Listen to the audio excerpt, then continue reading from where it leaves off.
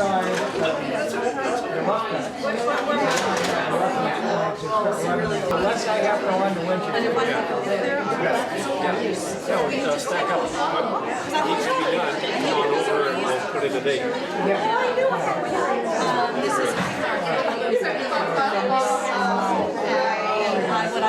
added emails and I added and I used all of it in the mail. But there was less. I had fun. I'm pretty sure I can do that working on myself. It's easy. It's really easy. I'm not using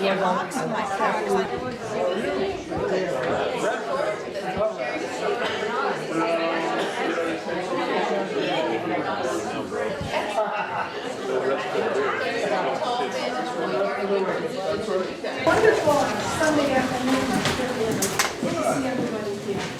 I'd like to welcome you all. I'd like to welcome Sarah Coffey, who is our Vermont State representative from our area.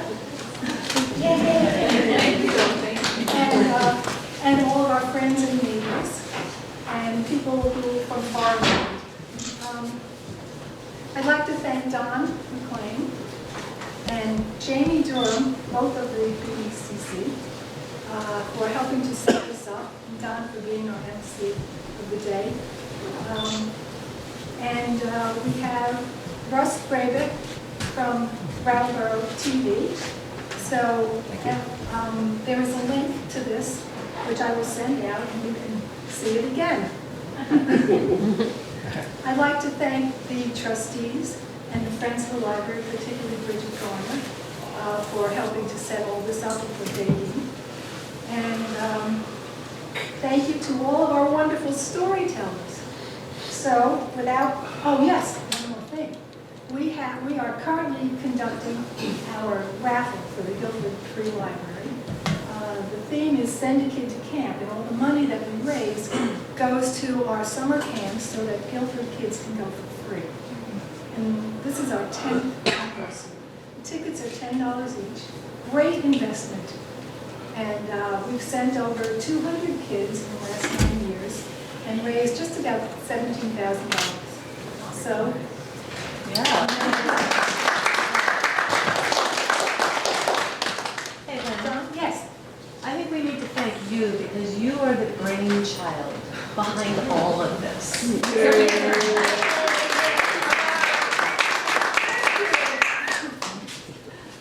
Okay, Don, take it away.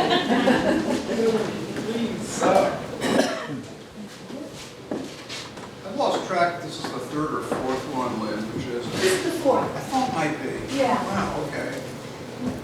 So we're starting with Susan Rosano, MA.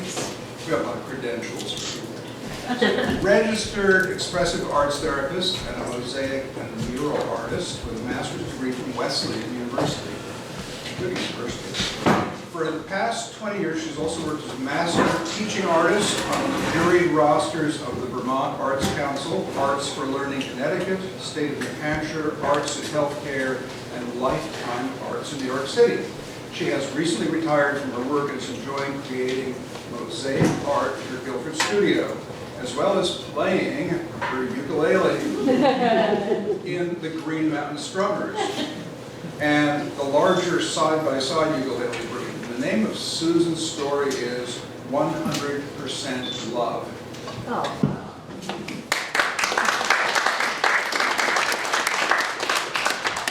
Hello, everybody. Thank you. So,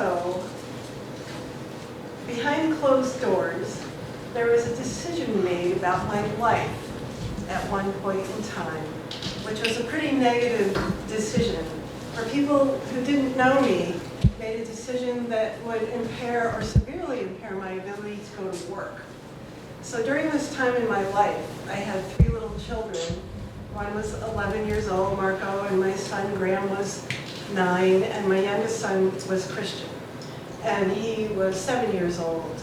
And the reason that decision was made was because of my 7-year-old son, who was a child with disabilities.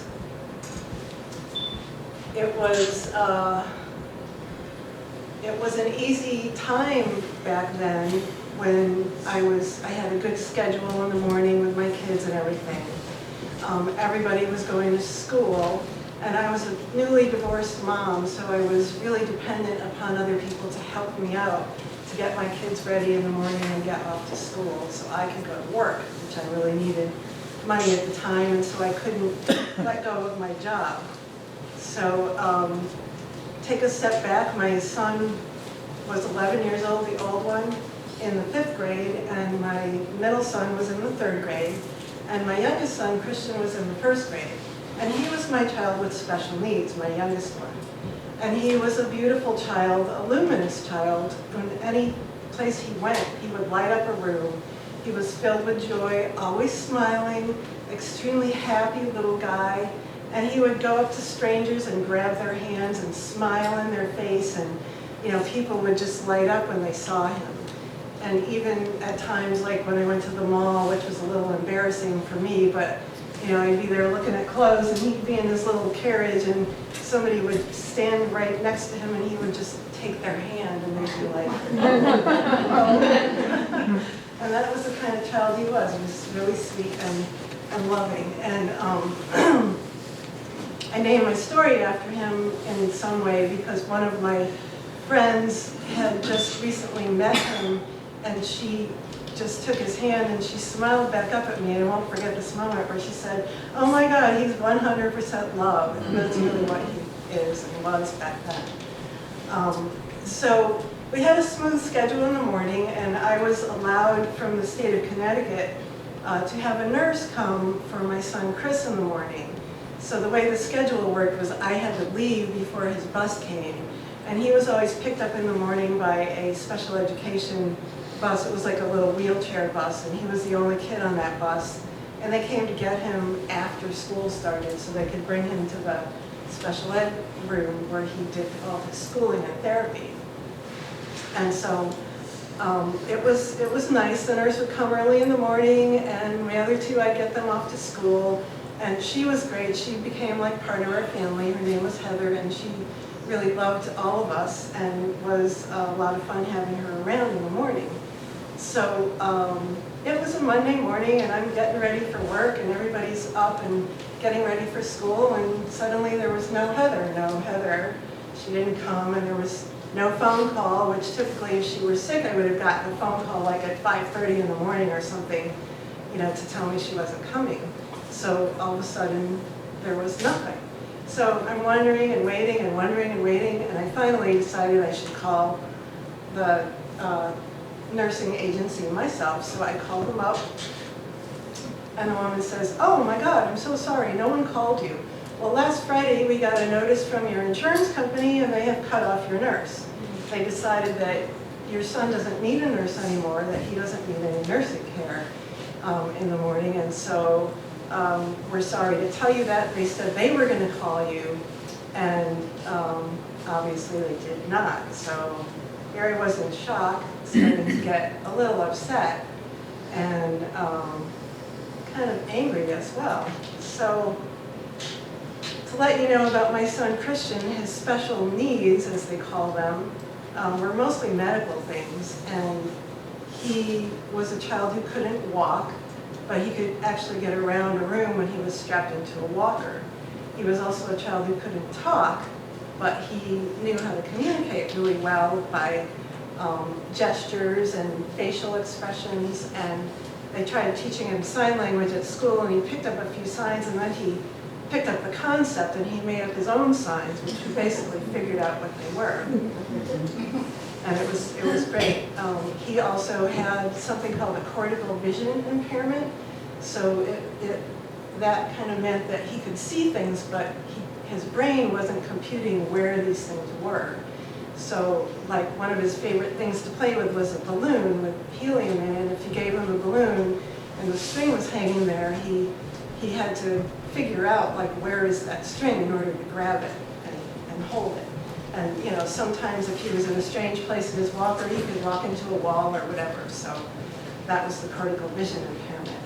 And a few other things, he was actually unable to chew food, so we had to puree all his food, and he was able to swallow it down, but when he was a baby, he was fed with a tube, and we still would do that with feeding him meds and things, as he also had a seizure disorder. So explaining all of that to you, you would say, oh yeah, oh my God, he needs a nurse, right? Because at the beginning when I decided I needed a job and I had to go to work, you know, the first person I asked was my mother, and she's like, oh, no, I can't, you know, I can't tube feed your son, I can't do that. And most people said the same thing, no, you know, we'll do that, but it stops there, we can't do that. So I did need a nurse. So I call the insurance company, the woman gives me the phone number, and I call, and of course, you know, you get tossed around, so it was one office to another office. 5 phone calls later, I finally get someone on the phone who says, oh yes, we talked about your case. You know, we review cases every month, and we decided, you know, you have a nurse for enough months now, you don't need her anymore. I'm like, well, what do you mean? I don't need her anymore. It's like, well, we don't have anything in our record that says you need a nurse. And I argued with the woman, and that was like a brick wall. It didn't work. So, and she finally says to me, well, why don't you find a friendly grandmother or a friendly grandma type to come and take care of your son? And I'm like, yeah, okay, thanks a lot. I hang the phone up, and that like really infuriated me. I was so upset and angry. You know, and then of course it starts to go through my head, oh my God, I'm not going to be able to make any money. You know, how am I going to keep my house and take care of my kids? And despite the fact that my ex-husband was great and he always paid, you know, the child support and everything, I still needed that money, I still needed that job, and I needed my nurse. And all of a sudden I'm like, oh my God, I better call my boss and tell him I'm not coming in today because there's nobody here at this point in time. So I called my boss. I loved my boss. This man was the best boss I ever had in my life. His name was Harry, and he was a town planner. And I worked in this tiny little town in Connecticut called Haddam. And it was kind of really like a Vermont-y sort of town. It was like hill-like and a really pretty little town. And I was his assistant. So I had previously worked for lawyers, and I knew a little bit about town planning stuff, so it was a really great job for me, and I learned a lot there. And Harry was the nicest guy, and he also was a retired lawyer. So he had, you know, most of his career, he worked in his own law firm, and then he decided the thing he liked the most was working with towns and things, so he did some town planning, and this was all part-time for he as well as for me. So anyway, I call him up and I say, Harry, I'm not coming into work. They took my nurse away, you know, and I don't know what I'm going to do. And I was like, oh, well, you call them right back and you tell them that you want to have a hearing. Because if you call up the insurance company and you say you want a hearing, they have to give you your nurse back. And then you can keep her until the decision is made at the hearing. So I'm like, okay, I didn't know that. And so, you know, who would know that really unless you're a lawyer and you dealt with that? So I'm like, great, I can call that nasty woman back and tell her I want a hearing. So I called her back, and she wasn't too happy to hear me say that, but she knew she had to agree to it, and it had to be set up. So she said she'd let me know. She was going to call the State of Connecticut Insurance Commission. I think that's who we had for the hearing. So I'm like, great. And in the meantime, you know, Harry said, and when you come to work tomorrow, you're going to come in my office and we're going to talk about this, and I'm going to help you to win this hearing over. So I'm thinking, okay, you know, he's trying to calm me down, and I was still like, I don't know about this, it's a little scary. But at least it would give me some time if I needed to plan for somebody else to come and take care of my son. So next morning I go in his office and he starts giving me all sorts of advice, and I'm writing everything down because I wanted to make sure I didn't miss any points. And of course, I knew I was going to see him a lot so I could ask him questions any time. But basically he told me that I needed to get the most amount of information I could possibly get from everyone and anyone who helps with Christians, either doctors or school staff or whatever, and gather up all that information on paper, and, you know, so that I could present it at the hearing. So I was overwhelmed. It's like, oh my God, you know, where do I start with this? But the school had good records, and at school he was getting physical therapy and occupational therapy, he had a speech therapist, he had a feeding therapist there, so, and the special education teachers were there as well. So, I got all of the reports from them, I got reports from all of his doctors, which were many, many, many, many, different types of doctors that I had taken him to through the course of time. So I ended up with a lot of information, like way too much in some way, but I even spent the day with him one day, and I decided I was going to do what I call day in the life of Chris. I took my camera and I followed my son around for the whole day, and I photographed everything that he did from the moment he got out of bed in the morning until the moment he went to sleep at night, because I wanted them to see what he, who he was and what he was doing. And so as the hearing got closer, I kept asking my boss questions, and I finally said to him, should I go to this by myself, or are you going to come with me? That would be great if you could come with me. He's like, no, I can't come with you. But he goes, but I would advise you to bring your son and bring the nurse with you, so everyone can talk to the nurse and everyone will see who your son is.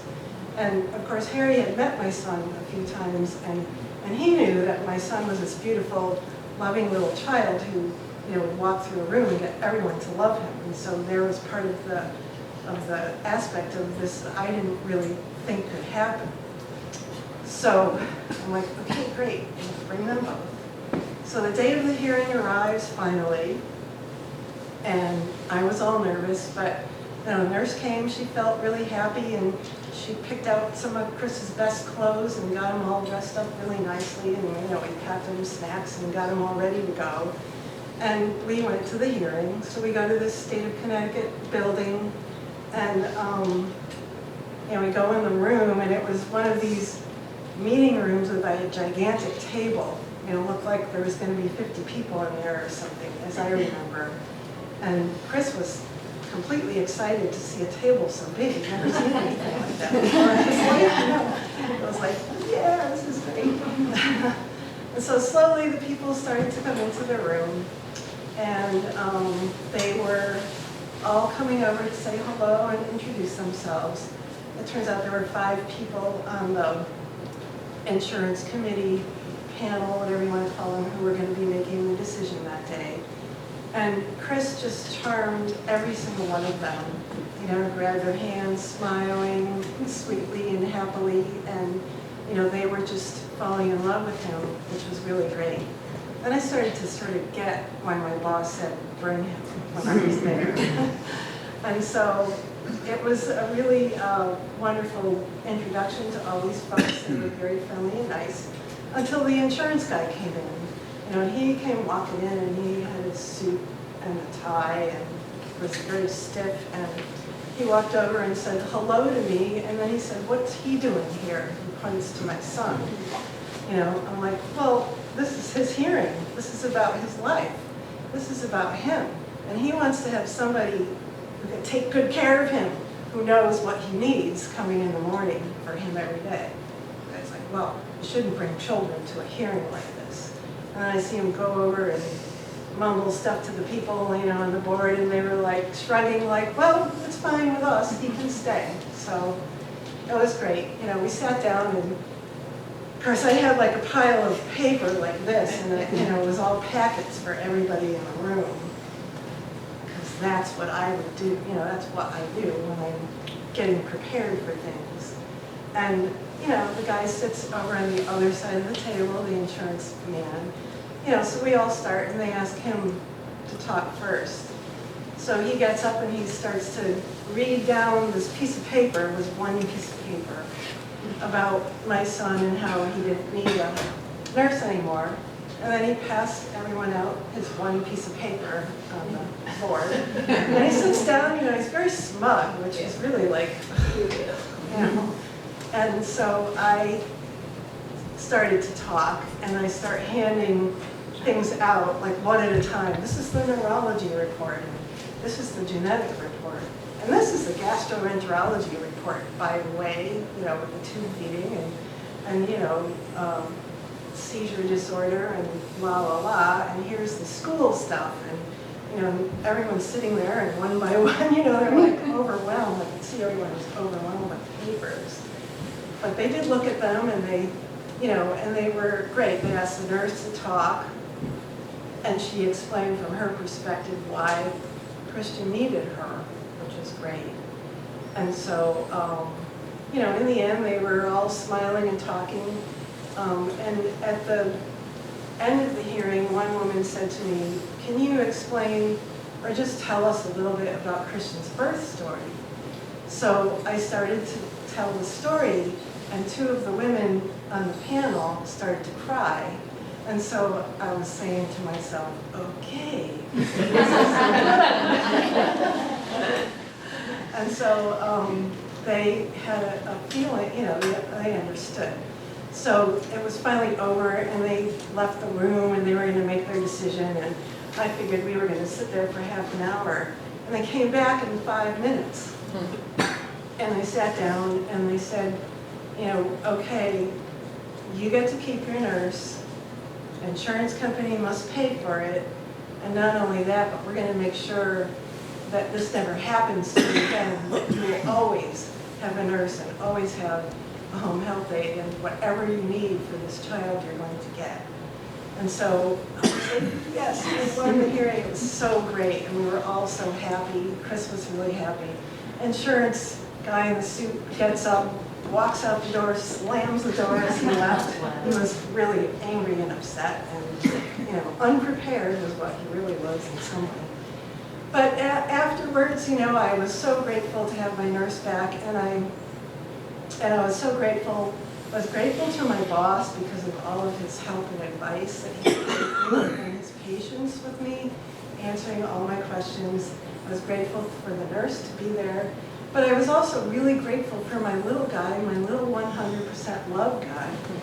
And I realized that that hearing was not about the pieces of paper, really, but it was about the love that he had, that he could spread through the room to anybody and everybody, wherever he went. It was his way of doing things and spreading his great happiness and joy for being in the world that won the hearing. And I really felt like everyone in the room felt that. And even the insurance guy kind of knew that on some other level that this 100% love was the thing that won the hearing for us.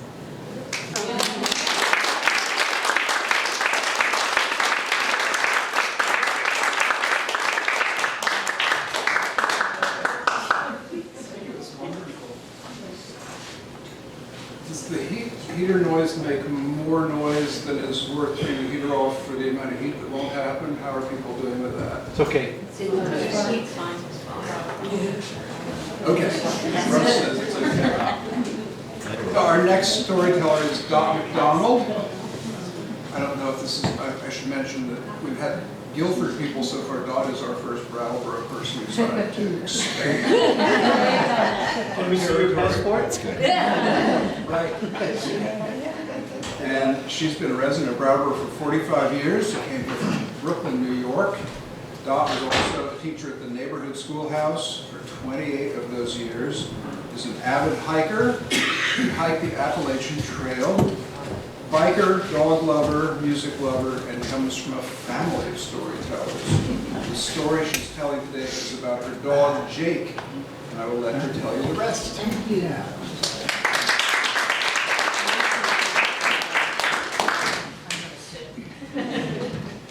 So the passions that I have in life, which Don already mentioned, is hiking, biking, and music, and dogs. So this story is about how my love of hiking and my love of dogs sort of met in this moment in time down in Damascus, Virginia, when I was hiking the Appalachian Trail.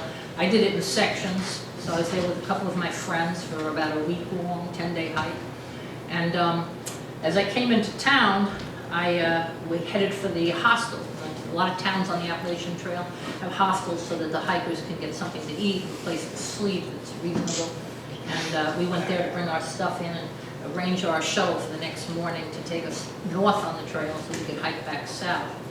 And while we got out of the car and got to this, I saw this dog, and this dog was like slinking around the back of the building, and I said, oh, it must be a stray dog. I was really sort of interested in him. He was interesting looking, and I had said something to the people in the hostel, and they said, oh, that's the trail dog. He comes through here every few days because when the hikers leave in the morning, he goes with the first hiker who leaves, and he's gone for a number of days. And he comes back the other way when somebody's going the other way, and comes back through town and goes south. And it's been going on like that for months, actually, she said. This was April, so the hikers come through there about February. She said even in the winter he was there, the winter hikers. But they never saw him otherwise, and he'd raid the garbage cans in town periodically, much to the chagrin of many of the people there. And so I was sort of like, whoa, that's really interesting. I said, well, how does he eat? And he said, well, I guess the hikers give him some food. I don't know. You'd have to ask them. So I go in to talk to the hikers, and the hikers say, oh, that's trail dog. They call him TD, trail dog. And well, we feed him. We can't spare much food. What he does is he hunts on the way. And I said, he hunts? He goes, yeah, he's feral. You can't touch him. He said, you can't get near him. And I said, oh. He said, so anyway, I was telling my friends about it, and we were thinking about it. And the next day we were ready to take our shuttle, and he was gone, the dog was gone. And I asked about it. He said, oh, I went with the first hikers that left. And they were going, now most Appalachian Trail hikers were doing the whole trail coming from the south going north. We happened to do north to south because Damascus was a really good place to start from. And so we got shuttled off. Now they do 15 to 25 miles a day. They were already gone, like, almost like 800 miles when they get to Damascus, so they're in good shape. Us, however, we were doing like 8 or 9 miles a day, taking our time. So it was no surprise to me that 2 days into our hike, a hiker coming north, we met on this hillside, he had the dog following him. Not close, but right near him. And we looked at him, he says, oh, he said, we said to him, you have TD. And he goes, yes, I do, but I'm really upset about it. And I said, why? Because I'm going to the next town after this next mountain, and I don't want him to go with me to the town because he could get killed, or, I mean, I feel nervous about him. You can't put a leash on him, you can't get close to him, and I don't want to be responsible for him. I said, well, maybe we can get him to stay with us. Now, I had my own regular dog with me that day, Zeb, and in the great totality of intelligent dogs, he was probably not the sharpest pencil in the pencil box, but he was a loving, wonderful dog. And Jake saw him, well, he wasn't Jake then, he was TD, saw him, and he was like really interested. And I thought to myself, he's interested in Jake. And so he would come over and actually greet Jake. Jake was like, thought this was the best thing since, oh my God. This dog was paying attention to him. And so they didn't play, they didn't play, but he did try and get Jake to go. He went back up the hill, the other guy left. Went back up the hill, but Jake, he wouldn't leave. Now, Zeb just wouldn't leave me. When he hiked with me, he was only this far from my calf at any given moment. He walked through the world, a little fearful. Anyway, so that didn't work. So he sort of, took out Jake's, Zeb's, I always bought meat, freeze-dried meat for him. And I took that out, and I gave some of it to TD, and I gave some of it to Zeb, and TD thought, I'm being fed by the hikers. We had more food than most hikers had, So we continued to do that with him for several days. He would go off at night and disappear, and come back in the morning. And sometimes when we got to a shelter, he would sit in the woods watching us, and with his kill, because he ended up, one time he had a rabbit, another time he would just dig in the ground and I guess there were voles and moles and things that he would eat, but he'd eat right in front of us. We'd also give him some of our food, and he wasn't underfed. And this dog is really, actually feral, really wild. So at that moment, I was like totally impressed with him, and my friends who knew me well said, so is this your next dog? And I said, well, I don't know, you can't touch him, I'm not sure he's going to be your next dog. She said, well, you better start trying to touch him. So I said, good idea. So this one day, he slept a little bit closer to us. A few times I went into the woods to see where he was sleeping. He always slept with a tree or a rock at his back. He'd make a little nest, dig the ground up, make a little hole, go there, and that's where he'd sleep. And I suspect he had some of those all along the trail, places to sleep. So anyway, so this one day I said, well, I'm going to try and see if I can touch him, you know. So my friends were all jeering at me from the shelter. They were like about 50 yards away from me. And I went and sat on this stump, and he was trying to figure out why I was not with the others. You know, he'd narrow his eyes and look at me. If you look, I have pictures of him for you guys to look at, but if you looked at him, you wouldn't be sure, is this a wolf dog or, you know, like, well, how could he be so good at hunting, you know? And then I realized he must have been born outside. This couldn't be just a runaway dog. Nobody has skills like that. A domestic dog would starve to death. So I'm thinking all those things through. So I'm throwing these little pieces of meat out to him, getting him closer and closer, till finally he was just about where that water line is there. And he's staring at me like this with his little steel eyes, and I'm holding it out. He wanted it so bad, but I wasn't going to touch it, throw it. And he walked in closer and closer, and then he backed up, and he walked in, and he backed up, and he walked in, and he backed up. Finally, he walked over to my hand, and when I opened it like that, he took it out of my hand. So he had touched my hand, you know, and then he backed up and stared at me again. And so then he did it again. This time he came a little closer. And then when he came, and a third time, he was actually standing right there, and I was so thrilled. And my friends are going, he's going to eat you. So he actually took it from my hand without me opening my palm. And when he put his head up to try and chew it, I touched his head with my hand. And he looked at me with a stricken look and ran into the woods and disappeared. And I said, rats, I lost it, you know, damn. And but I sat there, and they were all thinking, and all of a sudden he came back, he's looking at me again, and he circled me. And again, my friends are yelling, he's just circling to kill you. He was coming up and around. And finally he came and he sat down right next to me. And I was so nervous, my heart was like, boom, boom, boom, boom. So I took my hand and put it over his head, but I didn't touch him. And he stood there and he waited. And I put my hand on his head, and I went down his fur, which was full of briars and dirt and junk. He went like this with his head and put it all the way up in the air, like that. And it was clear he had never been petted before in his life. And he closed his eyes and he just let me pet him for a while. I'm going to my friends like, he's letting me touch him, touch it. And from that time on, he still always slept in the woods. He never slept all the time I had him in his life, and I had him for a long time. He never slept in my tent. He never slept in my shelter, but once, that's a separate story. But he just slept in these little places in the woods. He didn't like being inside a tent. Well, anyway, so from that point on, we could get a little closer to him, and I never really tried, except for occasionally, I would try and pet him once in a while. He'd let me do that, and he'd sleep a little closer to the shelter. And then we had to come to town. By this point, we were done with our week hike, and so I said to my friends, what am I going to do? We're going to walk into town. He knows town. He's probably going to run away again and just go off with another hiker. And she said, well, put a leash on him. And I'm going, okay. Now, Zeb, who's, like I said, never further than this from my leg, I could use his leash because he would never walk away from me. He could walk through town all without a leash.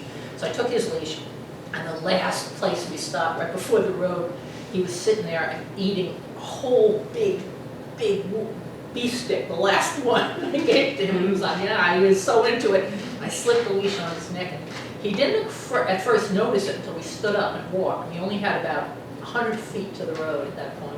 Got to the road, and he didn't realize what the leash was. So what he did was he actually rolled like this, or did complete somersaults down the stink, trying to get what was on his neck off. And he was really disturbed by it, and I said to my friends, oh, am I doing the wrong thing here, you know? So I came into town, and I tied him to the picnic table because he couldn't sleep inside the hostel. And I said to my friends, I'm just going to go out under the picnic table and sleep next to him in the night because I just don't want to leave him out here tied like that. He'll just chew through the thing anyway. So I did that, went to the store, got some dog food, got some, wet food, got some water dish and stuff for him, and put him under there, and he just got stoic. He just sat there like this, looking straight ahead, and I was like, boy, have I made a mistake here? I've taken a wild animal and contained him, and so I went into the hostel, and I said, can I use your phone? In those days, we still had phones, telephones, regular telephones, no cell phones. And I called, this is about 25 years ago, so then I called the local sheriff, got the number from the guy, and I asked him about him. He says, oh, you got TD, huh? You got him on a leash, that's pretty good. Nobody's ever touched him that I know about.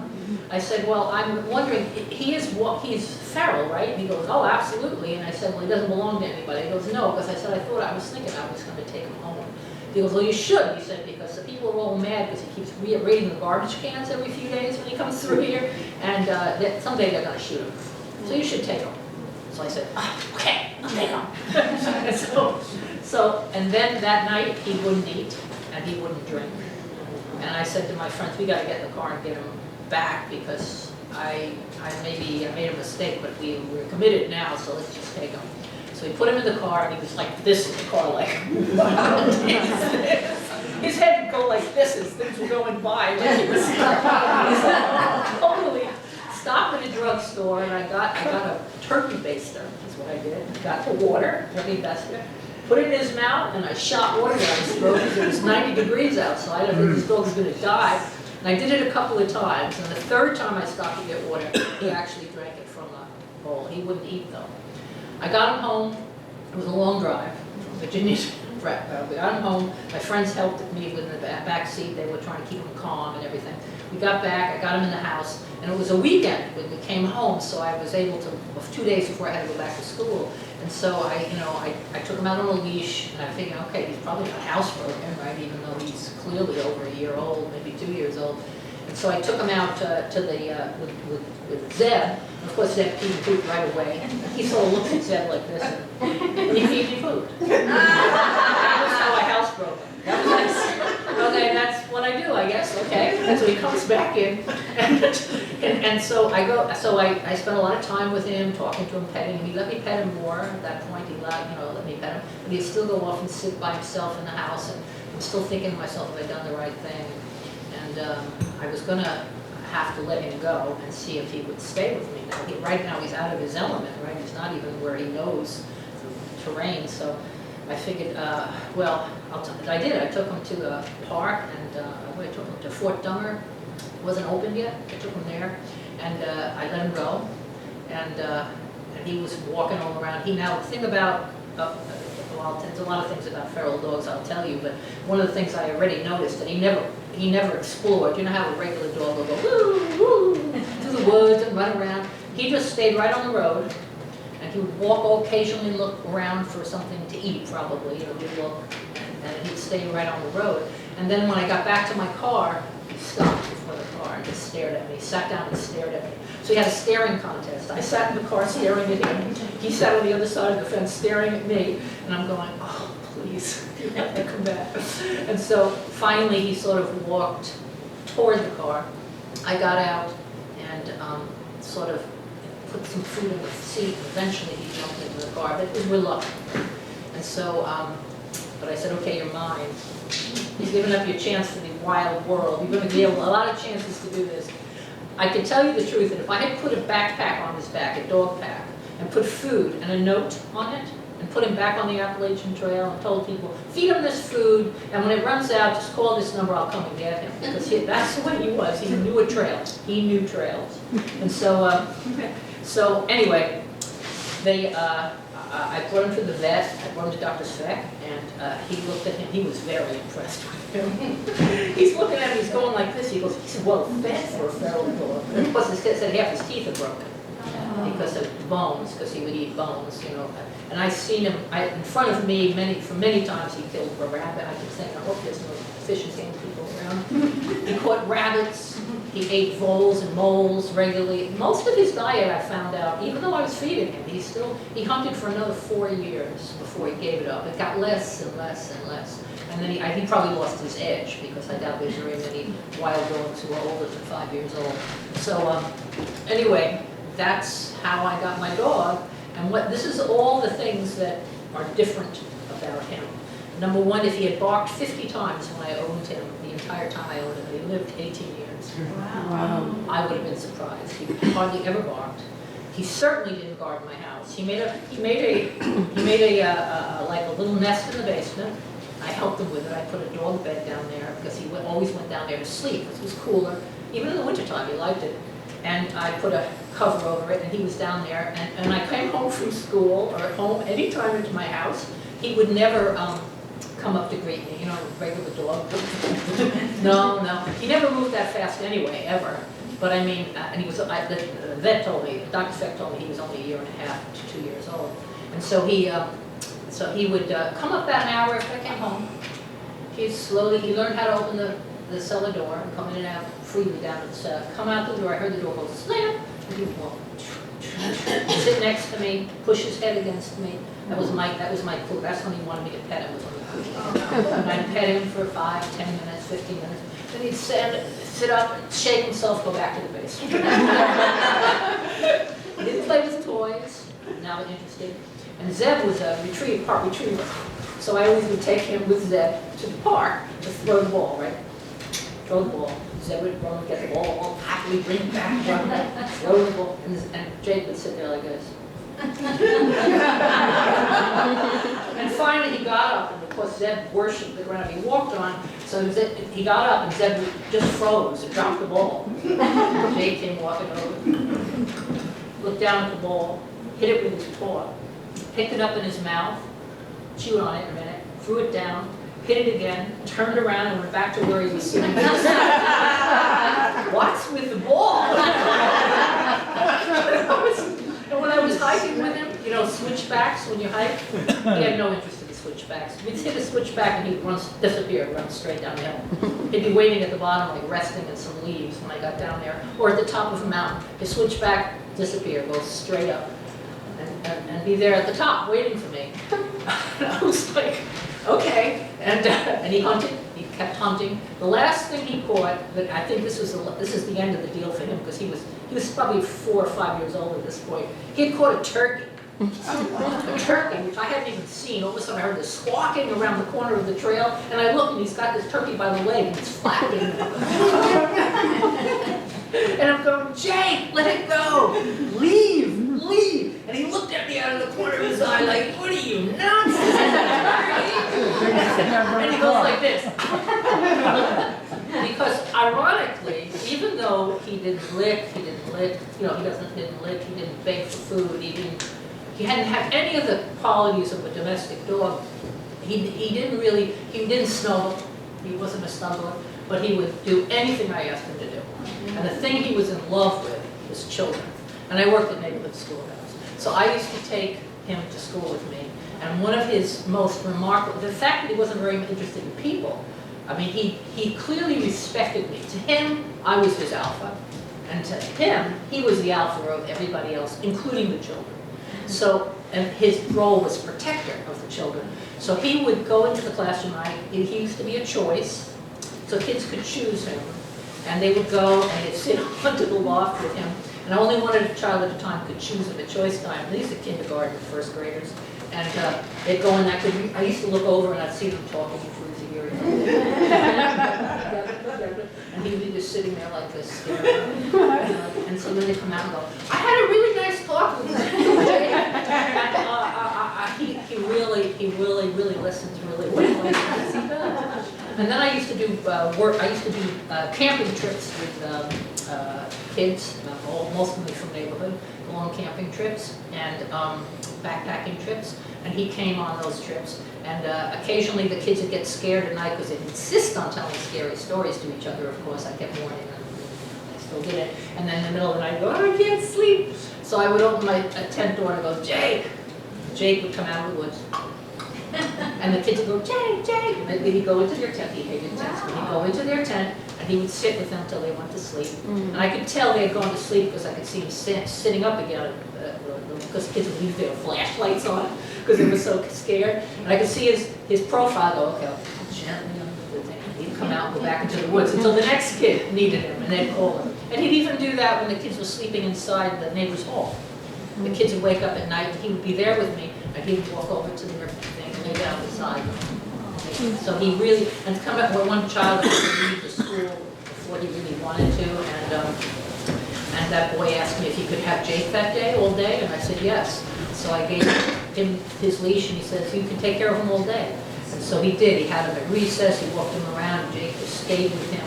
Even, he hated being on the seats in the bus, but he sat on the seat in the bus next to the kid because the kid needed him to get his arm around. And I ran into that boy when he was an adult, and he said to me, you know, my fondest memory of neighborhood was the day I had Jake all the time.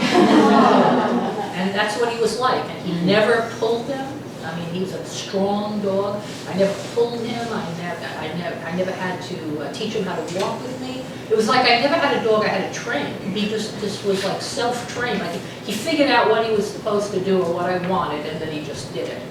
And that was the amazing thing about him. I can't even, I mean, even Dr. Speck said to me when he was about 17, he said, he's still alive, it's so amazing. I said, yes, I was at the same party with him somewhere, and he said to me, you know, when he starts to fail, you call me, I don't care what time of day and night it is, here's my cell phone number, just call me, I'll come. Because that's the most remarkable dog I ever met in my life. And so I said, okay. And when the day came, because Jake was so strong, he was over 18 when he died, if he was right about his age, and I think he was. And he just came in one day, and either he had a stroke or something, but he fell down on the ground in the living room and couldn't move, but he could feel, and he was groaning a little bit. So I had saved a pain pill, like oxycodone pill from when I had surgery, saved it in case that happened, because I didn't know how fast the vet could get there. So I ground it up, and this is one pill for an adult, and I shot it down his throat, and it stopped the moaning, and he stayed awake though. And then Dr. Speck came when I called him, and it was like 6 o'clock in the morning. So he comes in, and he sits on the floor with me, on the floor with him, and he says, I'll tell you what, I usually give them a pill to just, you know, knock them out, and then I put them down. I said, I'm aware that I've had dogs put down before. He said, but this time, he said, how about I just give him a painkiller, and then we can sit here and just talk about the wonderfulness of Jake, because this is the most remarkable dog I've ever known. So I called my partner, and I called my Ellen upstairs. They all came down, sitting around, and he was actually wagging his tail because the pain was all gone. And we told all some of these stories about the things that he'd done. There were many, many stories. This is just a few of them. But and we just talked about him for an hour before we put him down. And I really appreciated Dr. Strick doing that. And he told me that, and he wrote me this beautiful letter after he died about how he had never, and he, you know, he'd been out with the sled dogs up in Alaska and everything. He'd been with dogs all his life, and he said, I've never met or known a dog like this. And he said, and I really appreciate the fact that you always respected him in his life. Like you never tried to get him to be a domestic dog. It wouldn't have mattered anyway, it wouldn't have worked. But it was, that's true. I really never felt I was his owner. I always felt like we were in a partnership together. He was going to accept domesticity, and I was going to accept his wild nature. And he never did anything wrong. I mean, it was amazing. I don't know whether it was his instincts or what, and how he had focused his love on children. And I wouldn't say he loved me, I would, like my domestic dog does, but he respected me, and he honored me, and he was loyal to me, and that's all that counted really in his world, because I think the only way he could feel love was for the concept of a baby or a child, and he saw the children as his babies. And most of the kids who ever met him remember him, you know, and when he died, and I posted it on Facebook, I got a lot of responses from a lot of people, of the kids that had been there when he was at the school.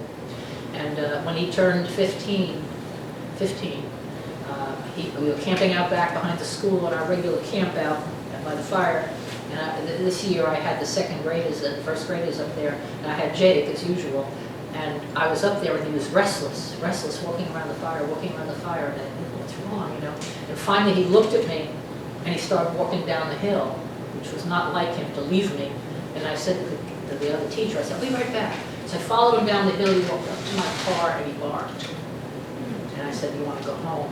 Okay. So I put him in the thing, and I called, you know, my other teacher and said, I'm just going to take Jake home. And I realized that he couldn't quite be up to the taking care of the children. He's too old. He really didn't feel he could do it. So he let me know, and I just took him home, and he went downstairs in the basement, went to sleep. But that was the last time he went on the camp out system. But it was, anyway, that was my Jake. And I have pictures of him. The one picture I want to, I'm going to send them around, but the one picture I want you to focus on is this one. Just look at his eyes in this picture. This is when he was wild. I took a picture because I thought I wasn't going to be able to catch him. Took a picture of him lying in one of his weeds there. And all the other pictures are from years after that. But just notice the difference, look in his eyes from the time that he was always all wild and the time he was my pet.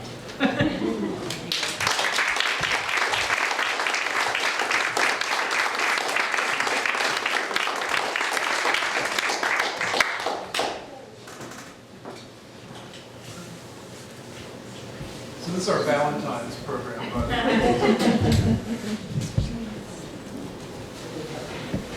Dennis Waring has, I think, been on 3 of these, right? So I did say to him, I was just going to get up and say you remember him, so I don't have to introduce him, but I do have an introduction. And Dennis is an ethnomusicologist, career educator, professional instrument maker, and world traveler. He's performed and taught music in hundreds of public schools, community centers, and in several universities. He currently plays in 4 local music groups, one of which will perform very shortly. Some people say he's a nice guy. Let's see. And he's going to be joined by our previous storyteller, Susan, for this story. The name of his story is How Denny Met Susie.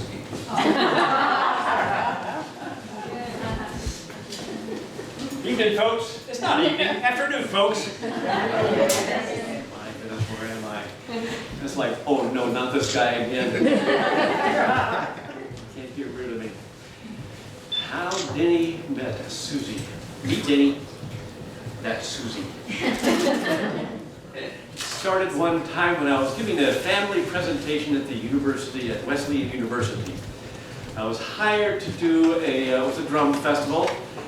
My job was to teach everybody the Brazilian samba. You know the samba, right?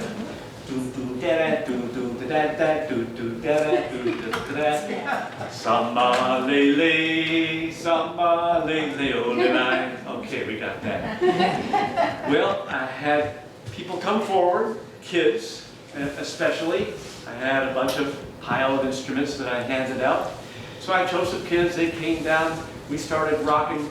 It was actually a very successful session. I was quite pleased with it. I still feel it in my body. And finished that up. Thank you. I was on my way out of the auditorium, and a good friend of mine, Sal D'Alessandro, was waiting for me just to say hi. And with him was a woman I had never met. And so introductions were made. Hi, this is Dennis Waring. Hi, this is Susan Lozano. Well, hello, nice to meet you. And goodbye. So off I went. And later on, I gave a performance with another band, a band that I played with down in Connecticut.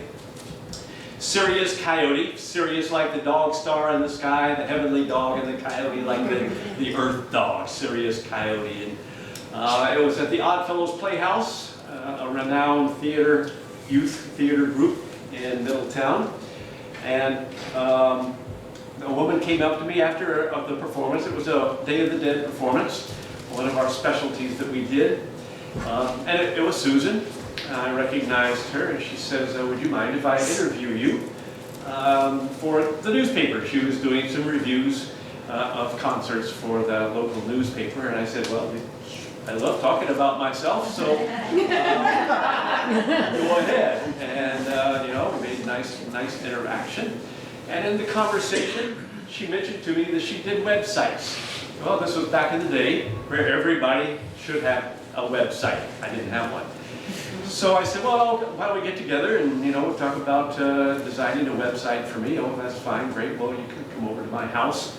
And so I invited her over, and dutifully she came at the allocated time. We sat down. She sat on the couch. I sat over here in a chair at a good distance and a respectful distance. So we didn't want to make any moves at this point. In fact, I have to tell you, I was an inveterate bachelor. I was a confirmed bachelor. I had had enough of the old game. Been there, done that. Just, you know, God, what a lot of work. You know what I'm saying? And there was one point where I just got tired of it. He said, I'm fine. I like myself. I enjoy my own company. I could do without that. And so that was that. Boom. Barrier went up. And At any rate, so Susan and I began to talk about the website, and we got some formalities done, and she began to work on what was the more essential parts of it. As a follow-up to that, she invited me over to her house so we could look at the website development on her computer.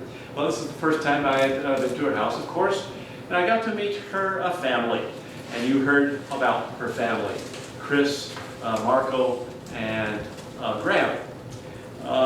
So kids, kids. Now I'm a lifetime educator, thousands of kids. I've done tens of thousands, hundreds of thousands of kids. But wanting kids of my own, no thank you. Don't got kids, never wanted kids, glad I don't got them. Call me that I missed out on a big part of life, and I think you're probably right, but this was the way I am. I'm an independent soul, I'm a leaf in the wind. Having things like that were not that kind of anchorage that didn't appeal to me. No big deal. So, all right, so we sat down and we went over through the website and got that all done. And then I thought, well, you know, this is nice, we need some more follow-up on this. So I invited her over. Was that the next episode? Invited her over. You were going to come back. Huh? You were going to come back to my house. Yes. Okay, but I decided that maybe we should, you know, work on this a little bit. Yes, that's right. There was an essential part here. This was probably one of the keys that opened the door to my heart. And she wrote me an email. And it very simply said, it was one sentence, it said, Dennis, I really like you. I think we can have fun together. I said, oh, no. I didn't know what to do. I had forgotten what to do. So I called up my older brother. My brother George was a womanizer, and he just knew how to do everything. George, yeah. So I called up George and said, oh, George, this woman's on my case. I don't know what to do. What do I do? He says, well, I think you should go out and get some. I won't tell you the word he used. Essentially, he was saying, go get some love. And I said, oh, jeez, all right. Go out and get some love. Really? Okay, all right. So I invited her over. Decided to test the waters. And I wanted to impress her with my domesticity. And so one of my little specialties, I had bought this Chinese wok. And I was pretty good. You know, tossing up the vegetables is fun, you know. Doing this and a lot of steam and everything, very impressive. But I needed to test her out first. This was just being a little too adventurous for me. And I said, I have to test her out. There's something about, you know, when you partner with somebody, male or female, you like to have the same rhythm. You like to be able to do things together without getting hung up here and there. We all know about this, right? You go into a clothing store and all of a sudden, you know, you got to try on all the clothes. Oh no, this doesn't fit. You go into the grocery store and we got to read all the labels. And it gets very distracting. I'm not like that, as you can tell. I got to move. So I was going to test her out. Before I was going to cook for her, I was going to take her to the grocery store and have her shop with me. What a hot first date. Hot first date. To just see how her rhythm was. And so I didn't know until afterwards that she had just been to the grocery store earlier that day to shop for her family. So here I was, poor dear, taking her back to the grocery store, something that she did not enjoy doing particularly, and up and down the aisles. Well, we were good. We were good. Up and down the aisles, a little bit of this, some vegetables, some rice, you know, boy, this is moving. Get home, warm up that walk, you know. I was feeling real like, oh, okay, not so bad. It's coming back to me now, coming back to me. And we sat down on the couch, and sure enough, as you can guess, there was some kissing going on. And I said, ooh, fun together. Oh, yeah, fun. I got it. So, but no, I took her home. Okay, thank you very much. Took her home, sitting around. But at that time, we made the next step. And the next step was I invited her to come with me to a friend's house who always was hosting a New Year's Eve party. Giovanni and Kathy, I'd been to their house, they were my musical partners, and there was always a bunch of people there, you know, all couples, right? But they liked me, they knew how I was, and accommodated me, and I was fine with that, no big deal, you know, I'm an independent agent. And, so I said, Susie, you want to come with me to my friend's New Year's Eve party? This was the year 2000, significant. I think the other significant thing was with the kids that I chose. This is a little flip back. The kids that I chose from the audience for my samba presentation, 2 of them were her children and a friend. Now we talk about fate. Once you begin to see how fate works, you begin to understand how life works. So we went to the party. And I walked in with Susan, and you could have sucked the oxygen right out of the room. Everybody stopped what they were doing. What? All of a sudden there was tittering and whispering going on around the room. Yes, as a girl. It was just like that. It was amazing. This is a girl. This is a girl. And so, yeah, I got a girl. Went in, all of a sudden it felt good. It felt really good, you know, to have somebody with me. I could join in the coupling thing. Well, the evening went on. It was wonderful. Great evening, good friends, you know. And the clock began to get to 12 o'clock. And as the clock approached 12 o'clock, we were all, you know, getting ready for it, and everybody was getting warm and snuggly and everything stuff. And Susan and I happened to end up standing in under a door, in the doorway. And in that doorway, up in the corner, was a piece of mistletoe. You can see it coming, can't you? Piece of mistletoe. 8, 10, 11, 12. You're a daughter. Well, my friends, at that moment, I kissed her, she kissed me. At that very moment, and I can't emphasize this more in capital letters, I fell in love.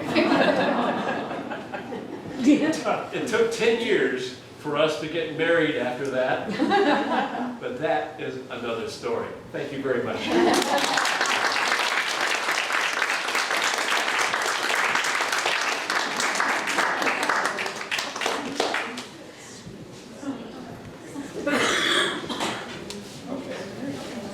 So we're going to have a special feature while the musicians are setting up. Mimi's going to do a 5-minute love story. Okay, just one. This is just a, I hope it's going to be only 5 minutes. I'll try.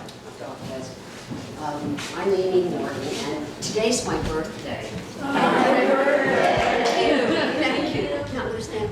And so this story goes back to the very end of the 20th century, and right here in Guilford. And I had been alone for 6 years about, and I was doing fine, and I thought to myself, well, you know, I would like another partner, but I thought at that point I was 51, and I thought, demographically it's not that easy for women of that age, and there are a lot of us around, and I just be grateful that you're healthy, you have a job, your family's doing well, you're friends with your ex-partner, so there's no animosity, everything's fine.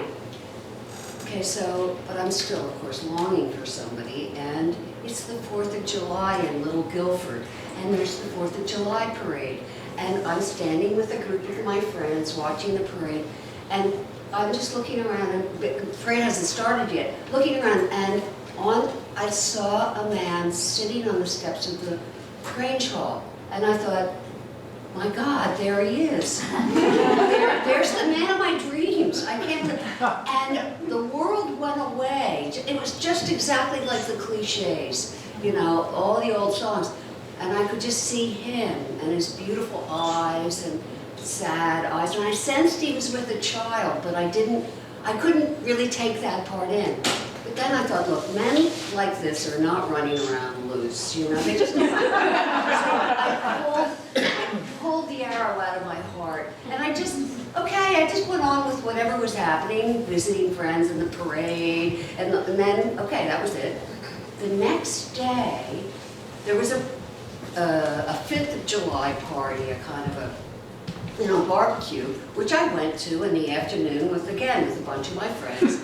I get there with my little dish of mushrooms that I just picked or whatever, go in, and an old friend of mine, Eva, it has a man by the hand, and she's pulling him across the room.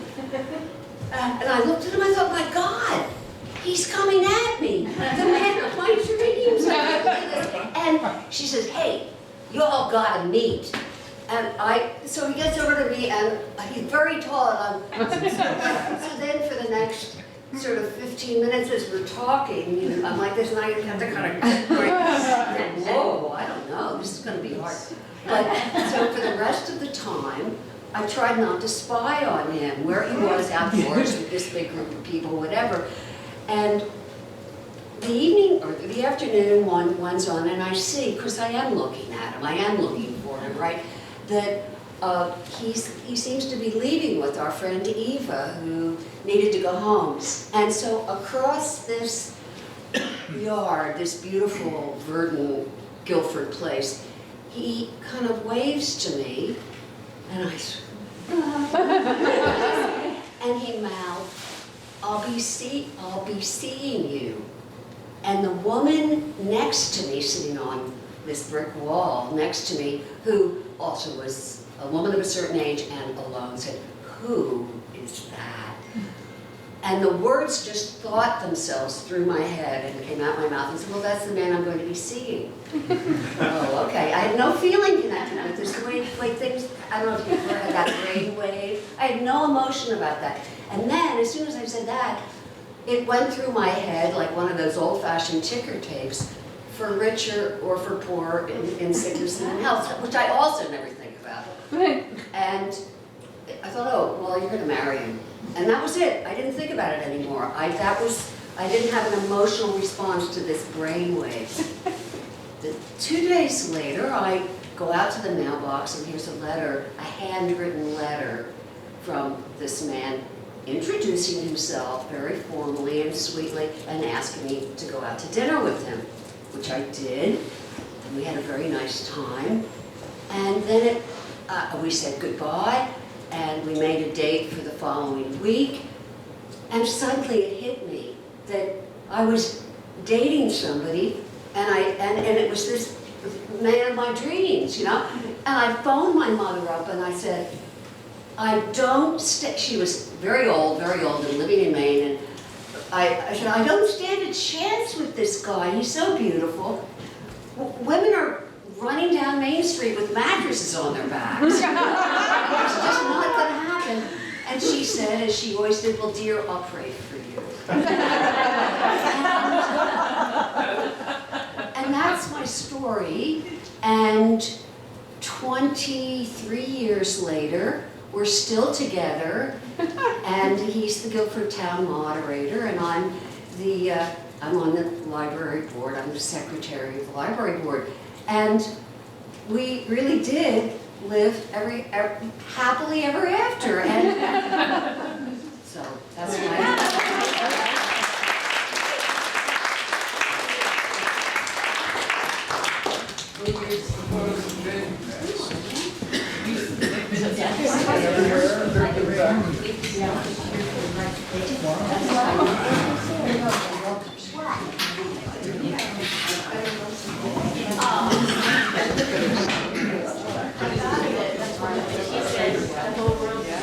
Okay, while these guys are setting up, here's an announcement. In that concert hall, Right here in this very room, Thursday night, 7 p.m., it's a Guilford pre-town meeting. The select board will be here. They'll tell you about their budget stuff. You can ask them questions. Also, the new school leadership council will be making a presentation. 7 p.m. Thursday here, and there are refreshments after. I don't know how he does it. You guys Up next, they need ukulele music in a positive, fun environment. They play for parties and events as well as for nursing homes, daycare facilities, for adults with developmental disabilities, and other nonprofit organizations in the Lynn County area. The members of the group are Deb and No. Deb Noe. No. Putney. I'll make a note for next time. Yeah, they didn't give you the accent, they did. No. Oh, Susan.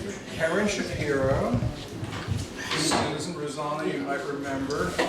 Vaguely. Kathleen White and Dennis Waring. Thank you very much. For the Green Mountain Strummers. The Green Mountain Strummers is a spin-off from the Side-by-Side group. Do a lot of community work, as you heard, in various homes, nursing homes, senior citizen centers, and so forth. And it's our pleasure to be here. We're going to start out with a Hank Williams fave called Hey Good Lookin'. Want me to count it up? Sure, go for it. 1, 2, 1, 2, 3.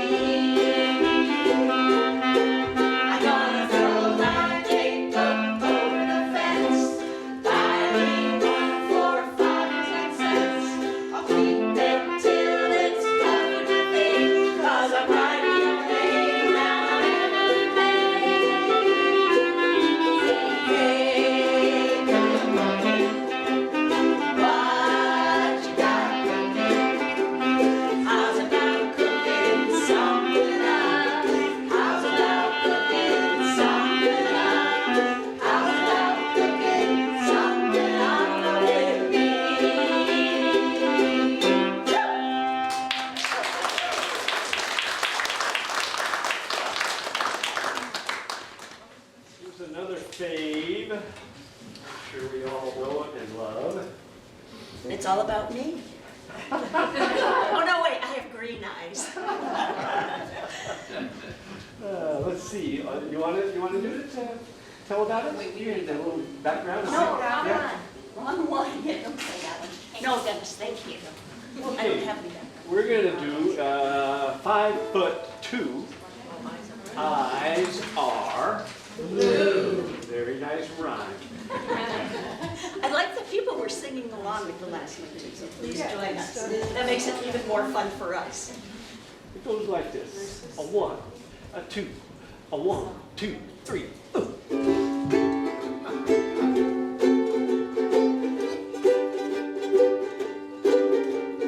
5'2", eyes are blue, but oh, what those 5 feet could do.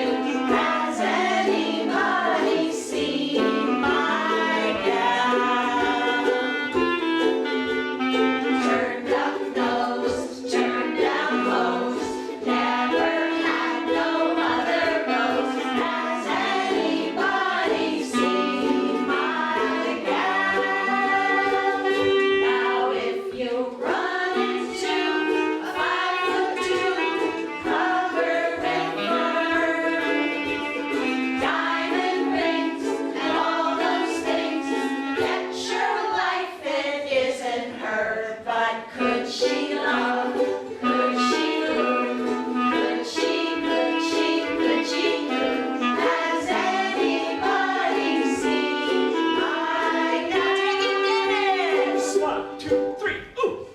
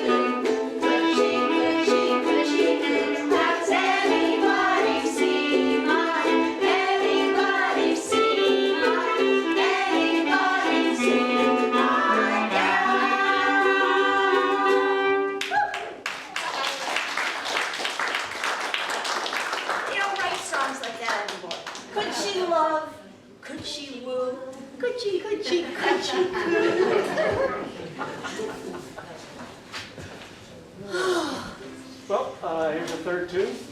Perhaps our last, unless you want an encore. Your choice, trust me. Better take it one step at a time. Yes, Dennis. Well, it's another favorite written in 1933 by a trio of composers, Rose Harburg and Arlene. And Arlen. Arlen. And Arlen is also the person who wrote Somewhere Over the Rainbow. And this, the name of this song is It's Only a Paper Moon. Remember?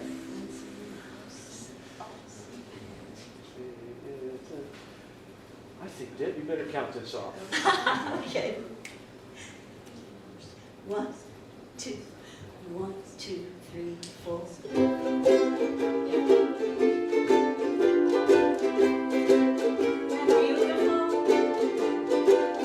Say it's only a paper balloon sailing over a cardboard sea, but it wouldn't be make-believe if you believed in me. Yes, it's only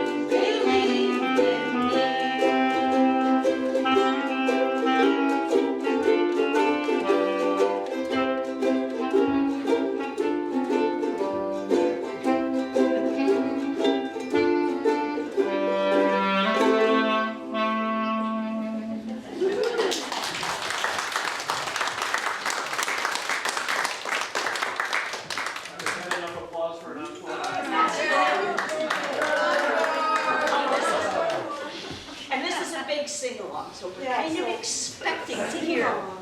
Okay, A we're one, doing it with Chuck, right? one, Yeah. a one. A one. Just one. Okay, pass one. Anytime. Pass one. Okay, good. One, a two, a 1, 2, 3. You are my sunshine, my only sunshine.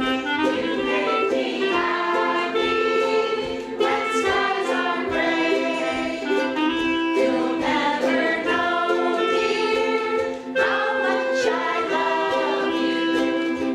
Please don't take my sunshine away. The other night, dear, as I lay sleeping, I regarded you in my arms. When I awoke, dear, I was mistaken. So I hung my head and I cried. Did you cry? You are my sunshine, my only sunshine. You make me happy when skies are gray. You'll never know, dear, how much I love you. Please don't take my sunshine away. I'll always love you and make you happy. If you will only stay the same.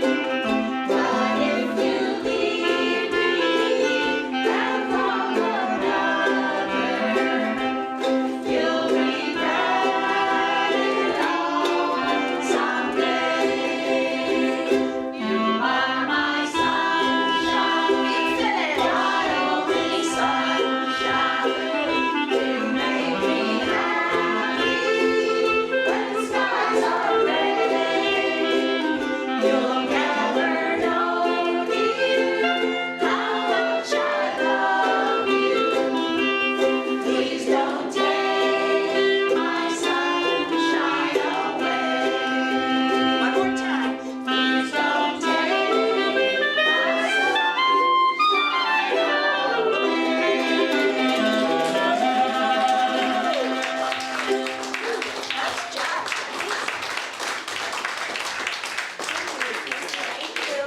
Thank you very much. Thank you, Lynn, once again for putting this wonderful Oh, occasion thank together. you for inviting us. This was so delightful. Thank All you. the storytellers in our audience, I want to say there is a sign-up sheet in the back for our next program. So we need more storytellers and you're very welcome. Thank you again. And enjoy-